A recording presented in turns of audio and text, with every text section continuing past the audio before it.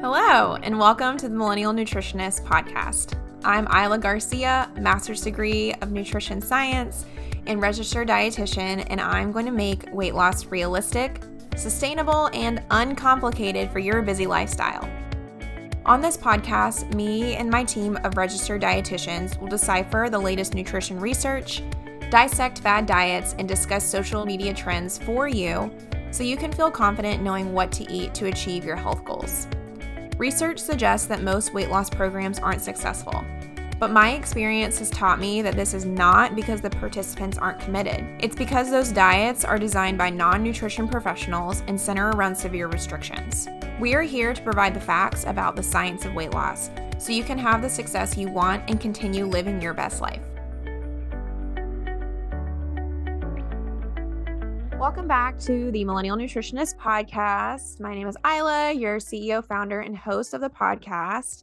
Today, we're going to talk about what to do when you aren't losing weight anymore. This is supposed to be coming out around the end of January, so I assume that a lot of people who are trying to lose weight at the beginning of this year may be frustrated at this point and need some tips. So we're going to help you out. And to join me to talk about this is Coach Hannah. So thank you so much for joining us today, Hannah. Hey, thanks so much for having me. Happy to be here. Yeah.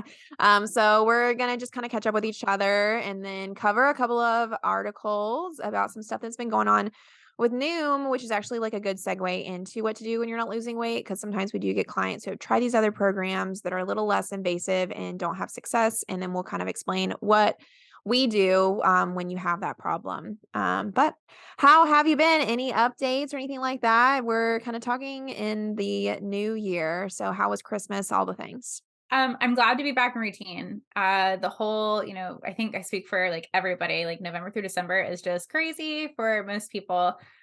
We did do a few out of town trips, one out of state, went to Disney World. So that was a lot of fun, but I am glad to be back home and settled and in routine. What about you? Yeah, same. I was gone. I drove from Texas to North Carolina, which I said I would like literally never do again. Have you done that trip before since you're from I've here? done it one time, North Carolina to Texas, and will also never do it again. Yeah, I said I'd never do it again, but then we ended up like we were going out of the country for a trip. We went to Belize and we needed somebody to watch the dogs. And then we were doing Christmas in South Carolina. And so we were like, we're gonna have to make that trip again because we don't want to somebody to watch the dogs for like a month straight. We were already gonna be down there and all that stuff. So we did the drive. Well, at the end, we're always like, it wasn't that bad. We could do it again. But in the middle of it, we're like, oh my gosh, especially on the second day. We like break it up into two trips and like stop in Alabama. And then at the end of the first day, I'm always like, "Oh my gosh, I can't believe I have to wake up and do that all over again." But yeah, no, enjoy being back in the routine. We also had family for like all of November here as well. And so my desk is set back up. Everything is like I like it. So I've enjoyed getting back in a routine too. Any new like foods that you kind of discovered since we last talked that might be good to kind of recommend to people or anything like that? I really don't have any favorites right now. I just, going back into routine with like foods, I'm also like really happy to have. I was out of state, it's so hard during the holidays when you're out of town, like whatever, to like get in your normal eating things. So I think I ate like two vegetables the whole time I was at Disney World. So right when I got home, I went to Trader Joe's, got all of my stuff and feeling much better. Yeah, no, I'm the same way. I kept thinking like over and over again that I wasn't like exactly practicing what I preach, but I understand like it is hard sometimes. And honestly, like my goal for most of the trip, because we like didn't go to the grocery store at all and ate out every single meal for a whole month, was just like, I'm just gonna do what I feel good with today. Like I'm as far as like making sure I don't overeat. Like we're gonna try to get in vegetables if we can, but I'm just gonna try to make sure I don't overeat all the time. I think one thing that my husband bought these and I actually really like them. He's all about like different seltzer waters, and I posted this on my personal Instagram account and a lot of people commented. I don't know if it's like new. It's the Waterloo Ginger Citrus Twist. It's kind of like, LaCroix, like there's no sweetener, but it tastes pretty sweet, I think. I don't know. It kind of tastes like a Sprite or like a ginger ale, and it's just like another form of water. So if anybody out there is like struggling drinking water, maybe check that flavor out because a lot of people on my Instagram were impressed with it. Are you like a seltzer water person or not? I am, but and I drink Waterloo, but I haven't seen that one. Yeah, I don't know, maybe it is new, but it tastes really good and we're definitely gonna have to go buy more. What about any clients? Did you help any clients over the holidays? Did you have off or what did you do with any client success stories? Yeah, no, I have clients right now, kind of have a lighter load than I did previously. I have actually a client that I saw last week. I like wrote down two quotes because they just, when she said them, it stood out to me. And I think we talk about it a lot. So I think it's applicable to everybody. So the first one was we were talking about like the holidays because I think we met right after, I think it was actually this past Monday. So it was like right after the holidays. So her two quotes are, I didn't let imperfection derail me. And then her next one was, see, realizing she didn't have to be perfect. And she said, progress despite imperfection. So she kind of like had a moment over chat and she was like, oh gosh, I just feel like I'm really doing poorly. And I think it was like the day after Christmas. So I'm sure a lot of people felt that way.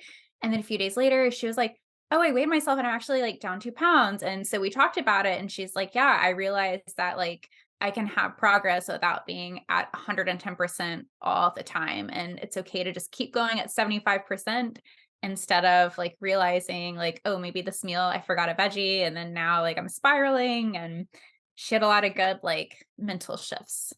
Yay, that's awesome. I think that speaks a lot to like why we kind of focus on like so many different things. I feel like a lot of other weight loss programs just focus on calorie deficit or just focus on like fasting or like just focusing on exercise. But when you're doing like a lot of those little things all together, I think at least for my clients too, the same thing is like a lot of them found that like eating produce just like wasn't realistic when they're at their home, but they made sure to go on their walks. They made sure to like drink water and not overeat. And so all that stuff really helped. And so that's awesome that your client was able to have that.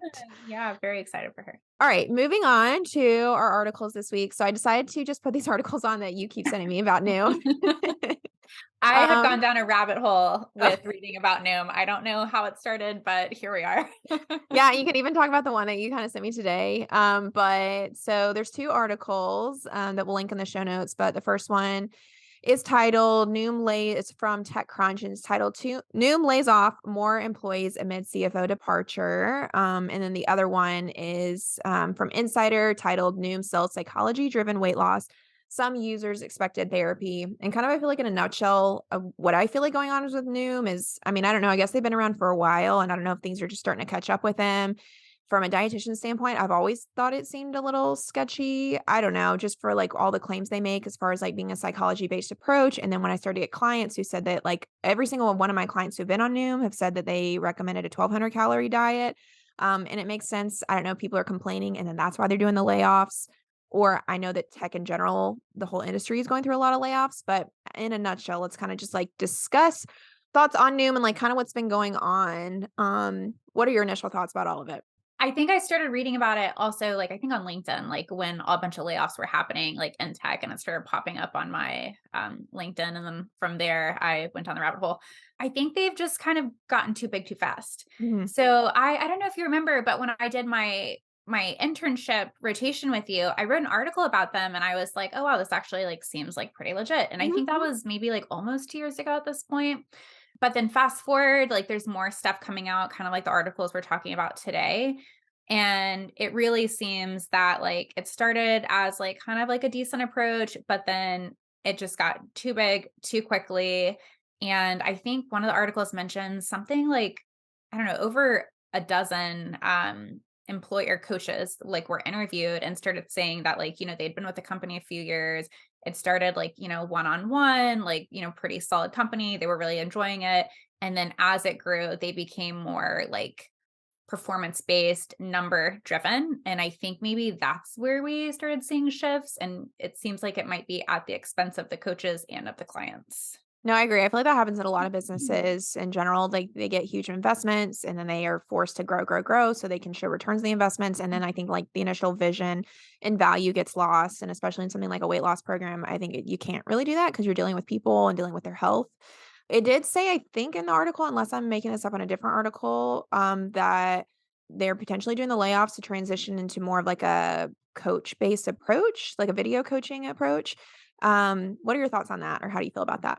One article, it said video based approach, but it wasn't like, okay, it's like a one on one video or is it like a video recording? Yeah. But then when you think about it, it's like, all right, if it's a one on one, they're not going to be doing layoffs, right? Like, Mhm. but I think they laid off in like a year's time, like half of their coaches. So you're definitely not doing one on one coaching if you're down 50% of your coaches.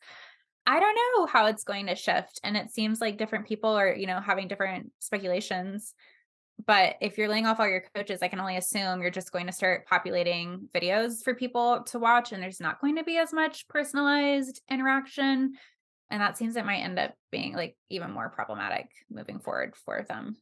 Yeah, I didn't even think about that. I guess my mind did go to the video-based coaching, but yeah, that could just mean, like, modules, like what we offer, but we also offer, like, the coaching along with, like, giving everything to be individualized. I don't really I mean, it still didn't say that whatever this is, they're not gonna be dietitians, so it doesn't really get my, like, stamp of approval, and I don't know if I feel like it'll make people be more successful because I feel like at least I mean, I only get the perspective of, like, people that we get that didn't do well on it, so I'm sure there's a bunch of people out there that I guess like it and don't ever come to us because it's good enough for them, but I don't feel like it would solve a problem of, like, people being, like, not successful or them not, like, addressing these psych issues like the other, article said, because I think it still is gonna take, like, a one-to-one approach to personalize everything to say, like, "Oh, okay, so you weren't able to eat your however many calories a day because you were trying to, like, run your kids all over today. This is, like, what you can do about it." Like, when it's so just, like, I don't know, passive, or do you feel like it's gonna make people be more successful? I don't know how they could be more successful. I really do think that you need a one-on-one approach. Um, I think most eating like related like problems end up I feel like most of them do like end up being like deeply rooted somewhere. And so without that one-on-one approach, I don't know how you could possibly address those things. And it seems like other people are kind of saying the same thing because a lot of clients were also coaches and clients were interviewed in both of those articles, and a lot of them too, and everybody was kind of saying that there were like these like generic auto-populated responses that like clients would like really like pour their hearts out to their coaches, frustrations, stressors, whatever, and they'd be met with just these like super generic responses. So without having that one-on-one like approach, I don't know how you could possibly like get to the root causes of those Yeah. issues. No, I totally agree. I feel like, to broaden this out to just, like, any program that's kinda like this, whether it's something else like Weight Watchers or, like, a random influencer that comes up with, like, a weight loss plan that's an app that they also put a lot of money into. I feel like that's always the problem when you get, like, a non-professional in that space because at least my approach is, like, even if somebody's not able to lose weight, like, because I'm a dietitian, I know that there's other specialties out there, I can kinda still identify what the problem is. Like you said, like, it's deep rooted maybe in like how they deal with trauma through like emotionally eating all the time. As a dietitian, I'm not really equipped to deal with that, but I can identify that's the problem and then be like, a therapist needs to work with you on this. Or I can say, I think this might be insulin resistance and you might do good on some sort of medication. Like my nutrition stuff isn't going to help as much as this will right now, but I would assume that somebody who doesn't know that is just going to maybe keep telling them that they're the problem, that they're not working hard enough. And then it just keeps them in that cycle. What do you kinda think is the consequence of, like, somebody who's not, like, well trained to give somebody, like, nutrition advice like they do on these programs? Yeah, their staffing is really confusing to me. Like one article says that it's going to be dietitians or therapists. And even if that were the case, a dietitian is not it's not within our scope to give mental health advice. And in reverse for mental health therapists, like it's not within their scope to give nutrition advice. But then the other part that kind of like has me confused is it said some of their staff have associate's degrees, and with an associate's degree, you're not a therapist or a dietitian. So I don't know, like it's not possible to do those things with just an associate's degree. So I don't know if maybe they're like personal trainers, again, not able to give advice, nutrition or mental health. So I don't understand their staffing. It seems like it's like they have all sorts of people. Yeah, I know too, like, one of my clients said once she was, like, freaked out. She was really funny. She told me that, like, she had joined Noom and then, like, she didn't know that, like, she was gonna be assigned a coach, and all of a sudden this coach had, like, all this personal information about her, so they, like, started messaging her that, like, "Hey, like, we saw that you lost 1 pound today, like, how do you feel about it?" And she was like, "I never" and she was actually a therapist. She's like, "I didn't consent to any of these random people having my information." Oh, wow. And so, I don't know, I feel like I'm not the biggest fan, but I'm always gonna be pro, like, one-to-one help, but even that, like, I don't know if you've heard a lot about, like, BetterHelp, maybe it's just been on, like, TikTok or random people that I've heard. BetterHelp is, like, another platform, but it's like, help. And from what I understand, it's a lot of therapists, and they take insurance, so I always thought it was a really interesting business model, but I've heard that it's, like, also grown really fast, and I don't know if they're, like, not vetting out good therapists, because even if somebody is a therapist or a dietitian, like, we still wanna make sure that they are a good one, and then they're also having, like, bad experiences, so I think it can even go a layer further of even saying, like, it's not just about, like, having that one-on-one person, it's about having, like, a good person, like, a good qualified person there. Do you think it's, like, ever appropriate for somebody to try, like, an app-based, like, weight loss program like this or any of the others that are out there? I mean, we're gonna be biased, I feel, as dietitians, right? Like, Yeah. because we know that with a one-on-one approach, it's going to be better. Like, bottom line, it's going to be better. I don't know if there's a time to do that just because again, like so many eating like issues are deeply rooted. And it's rarely just like, oh, I just happen to be eating too much. I just need to decrease my calories. It's rarely like that simple. And so I don't know how you can have something so complex be like handled like so nonchalantly with like a platform that's like just like populating responses and not giving one-on-one attention. No, I agree, and obviously I'm biased too because it's the program that I made is not like that, and we do have, like, a semi-passive one. I mean, the membership, I guess, kind of passive, but I try to make it very clear on there that it's not a weight loss, like, program. Our weight loss program is the one-to-one. That's why we don't do any sort of modules about how to calculate your own calories on there, stuff like that. It's really just education, like, if you want some recipe ideas, if you want, like, an idea on how to, like, help with, I don't know, holiday eating, that's on there just for education. So I think maybe if you do want just education, but like Noom and Weight Watchers don't say they're just an education platform, so I don't think it's gonna be like seen as that way. Have you ever had clients that work with these types Okay. of app-based approaches? What have they said about it? I have one client that has come to us from Noom, and then I personally know somebody that has done Noom, and they kind of say two different things. So my client on Noom, her what she says kind of matches up with the articles. She was like, it wasn't super personalized. They gave me this super low calorie bracket. They gave me 1,200 calories, and the other person though was like, no, no, no, I don't have 1,200 calories. I have like 1,600 calories. So I don't know like how like where the like difference is. I don't know how they're like calculating it. I did read that recent, like I think it was like summer 2022 that Noom did some sort of like safety net type situation to where people couldn't drop their calories so low. From my understanding, again, from what I read, because Noom will only let you go so far in their app without having an actual account. So from what I read, it allows you to, or it did allow you to adjust your calorie bracket based on how quickly you want to lose weight. And I think that's dangerous. Mhm. So if I can adjust my calorie bracket to 1,000 calories so I can lose weight super fast, that's super dangerous. And I think they got backlash from that.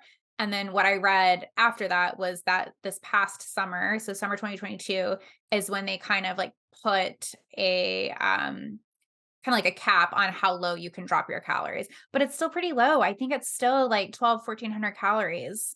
And one client, and again, this was in like an interview for one of the articles, mentioned that she even put to lose weight in the slowest way possible. And it still only gave her like 1,450 calories, which is really low still.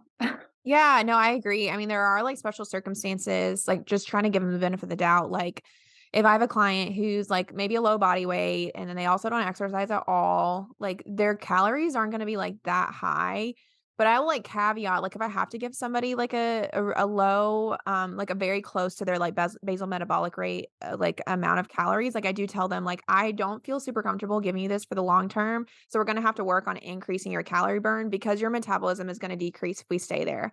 But I don't know if Noom does something like that to where it's Yeah. almost like we've got to start here, but we've got to bring you up eventually. Because if you Yeah. always eat that low, then like, yeah, I just don't have so much to go. And I feel like, what are you going to do if you go out to eat, stuff like that? Like, it's really hard to do that. Or again, like a one-to-one approach. Like, I'm going to tell a client, like, we can start here, but we're not going to stay here forever. I don't know if Noom would necessarily do that. But yeah, we have a whole podcast episode too with one of Lacey's old clients. She was like, I want to come on your podcast, but can I just like talk about my experience with Noom versus you? I was like, yeah, that's fine. So she talked all about how like they did some other things, but yeah, I mean, again, like I know we only hear of like the bad ones that come to us, but the bad stuff sounds like kind of really bad. It's definitely concerning. When I saw the part where you can like drop your calories based on how fast you want to lose weight, I was like, ah, that's terribly red flag. Yeah, well, another one of my clients too, because I know they do the whole like, and I think that most app-based approaches have to simplify it in some way if it's not doing a one-to-one approach. So like Weight Watchers does the point system, and I know that at least Noom used to do the like stoplight system. And one of my old clients, she like ate like, she didn't really love eating meat, and I think, like, in their stoplight system, nuts are, like, yellow or red or something like that, and so then she started just thinking that, like, nuts were a very unhealthy food to eat, and so it started, like, warping how she thought about foods too, and that's not, like, super great, where for us, we kinda teach, like, there's value in all foods. It's more just, like, how you wanna spend your calories that day, so I'd also just hate to, like, see clients spiral from that. Yeah, I have actually like super similar to that.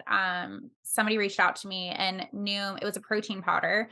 And most protein powder, they're all like about the same. Most of them are fine. Most of them are doing the same thing. But she logged her protein powder and they told her that I think based on the color system, like it was like a red, so she needed to not consume it very frequently at all.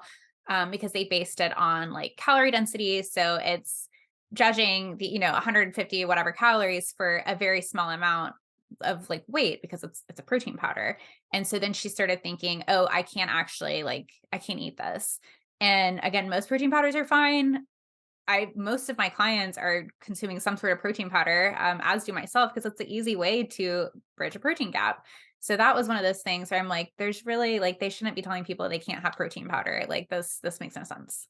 That's crazy. Yeah, and I just, like, see that how that manifests when we get clients and they're so confused about nutrition, like, they think that certain foods are bad, and then when you think certain foods are bad, you might, like, end up overeating on it later on and stuff like that. So, I think, like, kind of bridging it into what we're talking about today, like, I think it can also just make it hard for some people to lose weight. Like, I think the client that we interviewed, she found it hard to lose weight because she wasn't eating a protein, and I'm pretty sure, yeah, she was, like, vegan or plant-based too. That's why she worked with Lacey. And so as registered dietitians, we can say like, okay, you don't have to follow these just like 6 basic steps of weight loss. Like we can also kind of look at whatever you're doing to know like, okay, this is why this like app-based approach wasn't working. And this is what we would like kind of recommend instead. And so kind of like transitioning into that now, why we can help you lose more weight. These are some of the top tips that I give clients or that like we give clients who aren't seeing the scale move anymore. So we can kind of like flex our expertise. So we're going to talk about what different things you can do if the scale has stopped moving at the end of January. I can start with my first tip. So the first thing that kind of came to mind for me was you're not walking enough. So I feel like I go through like different themes and different times of the year with clients. And I think this one really like came about after everybody was sent home to work for COVID. I think so many people didn't realize how many calories they were really burning just by like walking from their car into work or walking up the stairs or walking to a coworker to ask them a question instead of like sending them an email. Walking really helps you to burn calories throughout the day in a very low stress way. You burn about like 300 to 500 calories for 10,000 steps. So that's why I have my clients do like a 10,000 step goal. You burn more calories, of course, if you are heavier and less calories if you're not as heavy.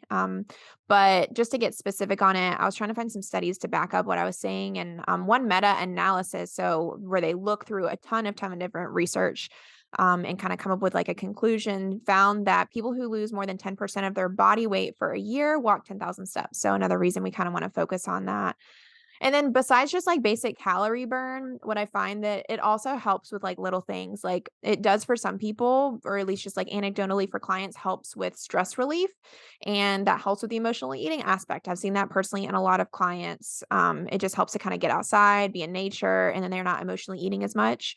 It also just like takes up time. So some clients I have, they just like have a lot of time at the end of their day and they end up like sitting on the couch or just like snacking the rest of the day. And some of my clients have said just by like having to go on like a 1 hour walk after work, they have less time. So they're not just going to sit around on the couch and eat.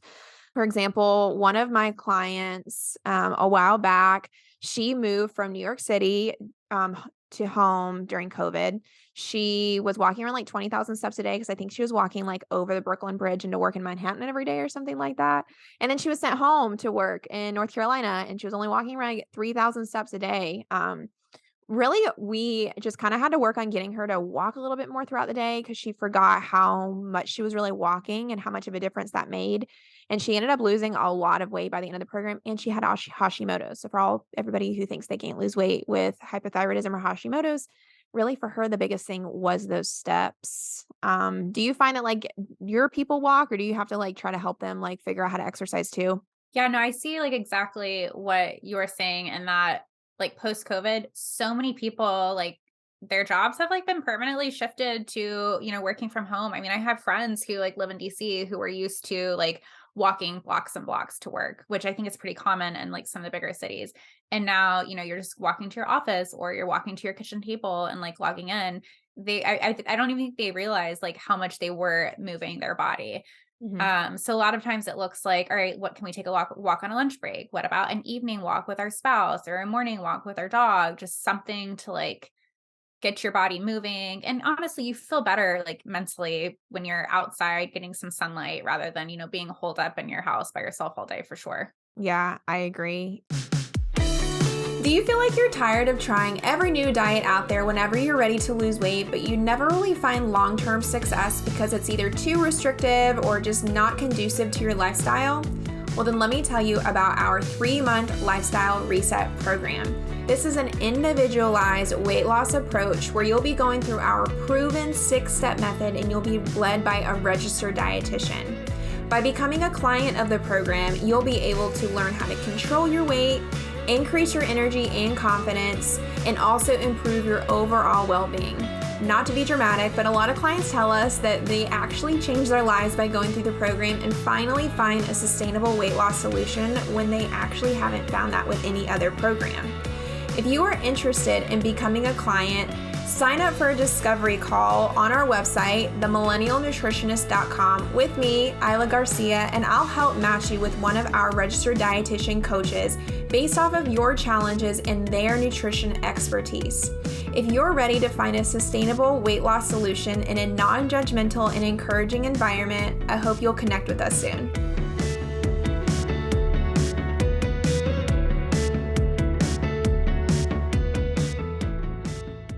What about your tip? What is the first thing that comes to mind if somebody says like, I stopped being able to lose weight? I have that you might not be logging beverages. Mm. So I've had a lot of clients that think like it doesn't count because it's like a liquid. Like it just, I don't know why, but it's like, oh, I'm not eating it, so I don't need to log it. But with the population that we have, like they have really active social lives. So they're one, like, we all drink a lot of Starbucks and those can be super high in calorie. And then, because most of our population, they're pretty active and, socially. So they're going to cocktail parties, work gatherings, weekends out with friends, and many of them are consuming a lot of alcohol. And while there's nothing wrong with enjoying a drink on occasion, alcoholic drinks and same with the Starbucks drinks are often super high in calorie and there aren't really many nutrients being provided for our body. But even the outside of like just from a calorie standpoint, it impacts in other ways if you have a heavy night of drinking, right? So if you have a heavy night of drinking, you're probably not making good food choices like that night. The next day, you might not feel up for like doing your normal exercise or preparing a meal for yourself. So it really like impacts you a lot more than what some people think. One client comes to mind with this. And again, she, I think, was like late 20s, early 30s, lived in a city, super active social life, enjoyed nights out with her friends. And really, what it was just like talking about it continuously and realizing, or she began to realize, like, hey, when I don't have a night on the nights that I'm not drinking, the next day I'm able to get up early. And I really enjoy starting my day, like going on a walk with my dog. And that's not something I do when I've been drinking all night. So I think just letting them realize, like, hey, I feel really good when I am not drinking a lot. Yeah, and Catherine and I have a podcast episode, I think that's coming out before this, so make sure to listen, all about, like, dry January and some, like, random facts about alcohol, because alcohol does act a little bit differently in your body. Sometimes it can, like, increase inflammation, so it can, like, be a little bit different than, like, other calories from, like, protein and stuff. But yeah, that's a good point about, like, making sure you log those liquid calories. They don't feel like a lot, but they are calories. I think going off of that one, I put just, like, not tracking accurately in general, so I find that, like, a lot of people don't realize, like, how much they're eating, and then, like, because we don't know a lot about nutrition, like, we don't think about all the calories are in food, like the drinking you said. But some of the big ones that I've seen with clients is not tracking or tracking like exercise calories back because I believe my Fitness Pal does this automatically, which is one complaint I have about my Fitness Pal. But they'll like go ahead and be like, "Oh, you burned 500 calories, you're gonna have 500 more calories." And I had a client who's doing this when before she was working with me, and so basically she was just like always eating her maintenance calories. It's just like, okay, well, she exercised 200 calories, she can eat 200 more calories. She exercised 700 calories, she can eat 700 more calories today, which is problematic for a lot of different reasons. But without getting into it, basically, you're only going to maintain if you like have that approach. So make sure you take off that. Another thing is, some of my like stay at home mom clients, or even people that are just like at home with a lot of people, they tend to eat like a lot of little bites of food and not necessarily don't know how to track it. But at the end of the day, like if you're eating a lot of little bites of high calorie foods, like peanut butter and a little bit more of a sandwich and I don't know, a little bit of icing. I mean, that can add up to like 3 to 400 calories, which is like a lot in the course of a day. And so I do tell some people just like maybe try to account for like an eighth of it or just like try not to even eat it is what I see. Do you see that sometimes with your like mom clients too? Like Oh, finishing up yeah. meals? Totally, totally. Or it's like, oh, I gave my toddler some like goldfish Yeah, for their snack and I took a handful too, which again, totally fine, whatever. But like if you're doing that 4 or 5 times a day and then it's not being accounted for, like right. it could end up being a lot more calories than you realize. Yeah, yeah. I had a client once and we didn't really know why she wasn't losing weight. And then we were kind of talking in the session, which is another reason it's good to have a one-to-one approach because she was like, "Oh yeah, and I tried this like I just ate a little bit of this food that my like daughter had left over." I was like, "Wait, how many times do you do that and like don't track it?" She's like, "Oh, I never track it." I was like, "Oh my gosh." So then she started tracking it and then we could actually like be like, "Oh, you're eating a lot more than we realized you were eating." And then she didn't feel so crazy. But what's another tip that you have for what to do if Yeah. the So scale stops moving? I had not tracking everything too. So I'll just like piggyback. Yeah. I mentioned again in this one, like the alcohol or the Starbucks drinks, they totally count. Even it seems if it seems like if it seems like they don't, they totally count. And then cooking oils, which it seems like a trivial thing. Like I definitely don't measure out my cooking oils, but cooking oils are fat. Fats are super high in calorie, and that's not necessarily problematic. But like if you're like I had a client who she's like, oh, my husband does the cooking and he like dumps like olive oil in the pan. If you're just like dumping a quarter cup of olive oil in the pan, like that's a lot of calories. And in the beginning, when we are trying to kind of like learn about the calorie composition of things, that's something like we want to be mindful of. And then the other one with not tracking everything, I've had clients that feel embarrassed for tracking or like about a meal, so then they won't track. Mhm, So they like won't log it because they don't want to see it, or they won't log it because they don't want like us to see it. mhm. And so I think what I would say for like to a client that might be feeling that way is that like it's not our space, our place to like judge you. We would never judge you. It's a safe space. But like you have to be honest with yourself and you have to be honest with us. And that's just so like we can like progress how you want to progress and how we can help you. But I that one comes up kind of a bit.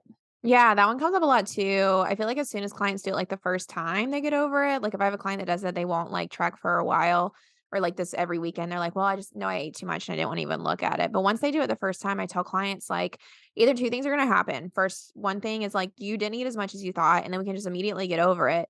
Or you did eat more than we wanted you to, but at least we have some basis to work and be like, okay, did you really need those like 4 glasses of wine? Like maybe we could like think about what to do after you drink 2 glasses of wine so you still are drinking something, but we just have nothing to go off of if we don't even know what you ate. So thinking Yeah. about just think about it as like gathering data, like which is like our version of labs. If we don't have the labs, we don't have the information to do anything with. So we've got to have that data. Yeah, no, we have to be able to troubleshoot and like we want to be able to help you like figure out a way like how to have a night out with your friends and enjoy those things. But we have to have all like I like how you compared it to labs. We have to have Yeah. all the information before we can like really do anything. I think my other one is that you're not eating enough produce. So sometimes this is like difficult to explain. And I go a lot more in depth in the module in their 3-month lifestyle reset. So I won't repeat any information for people who have paid for that information. But some stuff that comes to mind that wasn't in the module that I found is that, first we know that eating more high calorie foods tend to make us feel fuller than a low calorie food. Duh. But what they found is that there also is a lot of power in like volume food, and produce is something that's high in volume, low in calories. It's high in volume, meaning that like it takes up a lot of space. Like you can look up those pictures of like what 100 calories of broccoli is versus like 100 calories of chips. It's just like a way bigger portion of food with the broccoli. And it is higher in volume because it's made of fiber, water, and there's an interesting thing about like air. They did a study where like they just like pumped some like milkshake with air and the people felt fuller compared to like the same with the same amount of calories. And so because produce is like structurous, like you've got some air in there too. And so I found a study where they had two groups of people eat like an limited amount of food, except one group had to eat like mostly produce. And so they found that the group that didn't eat produce on average ate about 3,000 calories a day before they felt full versus the group that ate 1,500 calories a day that had a lot of produce. And they just kind of attribute that to, yeah, feeling fuller with all the fiber and the water. So, all that to say, I think if you're not eating enough produce, you're eating all these like other high calorie foods and it can make you feel like you don't have a guide for going out to eat. Because ultimately, like I want my clients to not have to feel like they have to track anymore. And so the way we do it, we've got to come up with some sort of like guide. And so the guide for a lot of my clients is like, let's just put as much produce on your plate as possible. So it's low calorie, it's going to fill you up, fix all the cravings, stuff like that. And I see that like a lot of other passive programs like Noom, like Weight Watchers don't focus a lot on the produce. Do you feel like your clients like come in eating a lot of produce or not? No, and I have the same approach. I always tell everybody, like, figure out where your produce is, figure out where your protein is, go from there. Mhm. There's never going to be a shortage of like carbs or starches or grains or whatever, but start with the produce and then start building your plate from there for that Yeah. exact reason. Yeah. What is another tip that you have, or do you have anything to piggyback off of that one? My next one is the exercise you reported may not be accurate. It took me a few months to catch on to the fact that many clients were in their intake session, or I guess more so their intake form, were inaccurately filling out exercise. So I think often they will fill it out based on like the best week or a perfect week or based on like what they want to be doing. And when we break it down, it's not actually what they're doing. And it's usually like way less what they're actually doing. Mhm. So I always read the intake form and then make sure also in the first session, I'm like, hey, tell me what you do for exercise? Like, what does that look like for you? And Mhm. then sometimes it is like totally accurate, but often it'll be like, well, that was like 6 months ago. I've kind of been off track for a while, haven't really done it for a while. Or like, yeah, that was 3 months ago. Now I only do it one day a week. So that's a really big factor when we're, like, calculating calories. So I can think of, like, 1 or 2 intake sessions where I've had to, like, recalculate calories because we realized, like, the exercise was not right. Yeah, I think if somebody's listening to this, like what they can get out of that too is like just be honest with yourself. I find that a Mhm. lot of people, I probably should add that as a tip. I feel like just being honest with yourself and actually like again, like looking at what you're doing, which I think there's a lot of power in like writing down what you do. Cause I have the same thing with clients. They'll say in their intake form they do all these things. Then like every week they're like, oh well, I didn't do that this week because like I was so busy. And then I'm like, okay, well, that was probably a bad week. And the next week we come around, they're like, oh well, my kids had to go to school and then family came over and it didn't happen. And we're like, okay, let's try again. And then like going on for a month, they're never actually exercising. Right. But in their head, they're like, well, that's my plan every week. And it's like, well, if you don't execute on it, you're really not doing it. So yeah, I think being honest with yourself about exercising is important. For sure, for sure. My next one is you aren't sleeping enough. So there's some interesting research, and I think you've even talked about it before about how when you don't sleep enough, you produce more hormones that make you hungry and less hormones that makes you full. So if you feel like you're somebody that struggles with cravings, just ask yourself if you are sleeping enough and then maybe work with somebody else on it. But there's other research to suggest that people who don't sleep more or who sleep less than 7 hours are at a higher body weight, and then the less people sleep, the more hungry they are, maybe attributing to all of those hormones. And on the opposite end, those who lose about 5% of their body weight in one study also slept better. So it's like a whole cycle. When you lose weight, you sleep better. When you sleep better, you eat less, and it all kind of works together. They think that maybe what happens too is that if you don't sleep enough, you burn more of your glycogen stores during the day, which kind of makes sense to me because your body wants you to have energy and you get energy from glycogen, carbohydrates, but you're not burning your fat stores as much when you don't sleep as much. So again, if you're not sleeping a lot, you might not be burning all that like fat tissue that you want to be at a smaller size.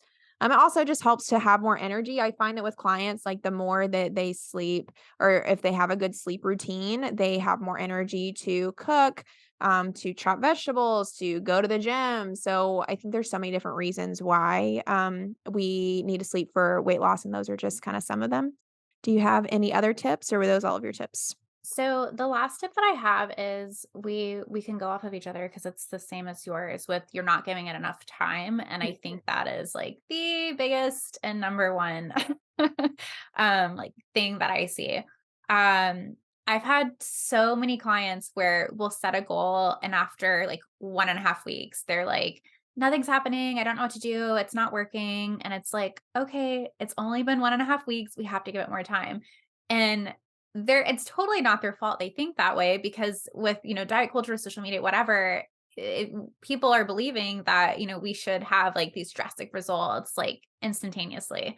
And that's just not the case. I mean, sure, you can eat 1,000 calories a day, lose a ton of weight super fast, but like you're going to wreck your body long term and you're going to completely throw off your metabolic systems. And it's going to take months, maybe years to repair them. And we just don't want to do that. I don't think I have a specific client like in mind for that one. Whenever that does come up, I typically just like reassure them, provide them with scientific like research that, tells us like slower weight loss is healthier, it is safer, and there's like plenty of research that's shown that it's also like more sustainable and like long term than fast weight loss. Yeah, and I think too, going off that, like, even if it's not just like all of a sudden things kick in, like sometimes I have clients and we just have like some, like you said earlier, deep rooted issues into like before we even get to the weight loss part, we've got to figure out these other things. Like I was working with one client recently and she was also working with a therapist, which is great. I recommend everybody do that at the same time. She ate really well. Like she was eating lots of produce, like coming into the program. She wasn't exercising like all the way, but she was exercising like a decent amount. But her thing was she was like always eating when she was stressed out or like at the end of the day. And so like there's only so much I could do as far as like helping her to feel full. And so we tried some different things as far as like, yeah, first, like maybe substituting some of those like emotional eating foods for like lower calorie foods, but did kind of take a while for her to just like do the work with her therapist while we worked together to finally be like, okay, we're not going to view like foods as bad. And we're also going to like maybe find different coping mechanisms besides the eating. But it just like took her a while in general to get through that part before she could even like actually be in a calorie deficit. So I think there's a lot of reasons why you've got to give it time, whether you're saying that like slow weight loss is good, or maybe you have like other things you need to work through before like you can actually like be within that calorie deficit is what I see sometimes too. Yeah, and there's usually like so many other things that the client has accomplished before like the number on the scale is moving because it doesn't always move as quickly for everybody. So I think it's super important to point out like non-scale achievements. Like maybe what was it, a couple weeks ago, I had a client who's feeling frustrated, similar thing, it'd been 2 weeks, not see she didn't see the scale move and she was a little bit frustrated by that. And I was like, all right, well, what is like one thing that you think you did really well this week? And she said, well, I added all this produce to my grocery cart and normally I don't buy produce at the grocery store. That's a huge victory. Like that's a huge deal. Like we should celebrate that. And same with like, oh, I don't ever drink water and now I'm drinking like 2 Nalgene's. Like that's a huge victory. And it'll all fall into place even if the scale itself is a little bit slower to change. It'll happen. Yes, yes, which again speaks to I think just like what we were saying in the beginning, like that's what it's good to work on a one-on-one approach with somebody so that you get like actual information about like why something's not working, not just like you're not working hard enough or you should be eating less calories, stuff like that. For sure. Um, well, thank you so much for joining us today, Hannah. If anybody listening is interested in like a deep dive in any of these topics, because we kind of brushed over all of them and they're really important for weight loss, please let us know. You can kind of comment wherever you see the podcast post on Instagram, anything like that, and make sure to subscribe to our YouTube channel. But thank you so much for joining us today, Hannah. Thanks for having me. Thank you so much for listening to the Millennial Nutritionist Podcast. For daily weight loss tips and nutrition information, you can find us on Instagram at the.millennial.nutritionist and on TikTok at millennial.nutritionist. If you find this information helpful, please subscribe to the podcast and share it with a friend who needs encouragement on their health journey. See you in the next episode.